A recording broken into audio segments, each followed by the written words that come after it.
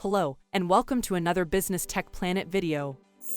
Today, I'll be showing you a quick guide on how to import data from a CSV file into a new SharePoint list. Let's get started. Firstly, with your Excel or CSV file opened up, make sure the Home tab is selected at the top. Then, highlight your data by clicking and dragging over it. Click on Format as a Table, as seen at the top, and then select any design of your choice. Click OK to close off this little window.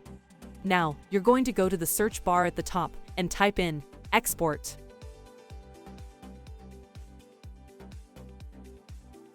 Where it says Export Data, hover over that, and then select Export Table to SharePoint List. Now, we need the link from your SharePoint website.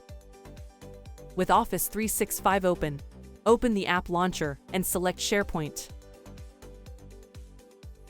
Then, locate your site.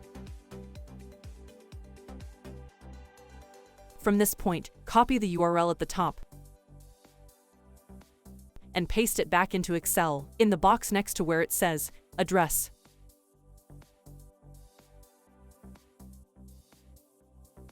Now, just give your file a name and add a description if you desire to. Then, click on Next. Finally, click on Finish. Now, simply open up your site contents, and your file should be saved in there.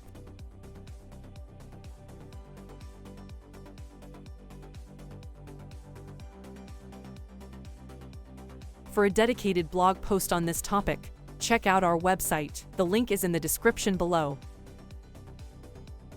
That's it for today's video. We hope this resolved your issue. Subscribe for future related tutorials, and leave a comment down below if you have any questions or concerns. Thanks for watching.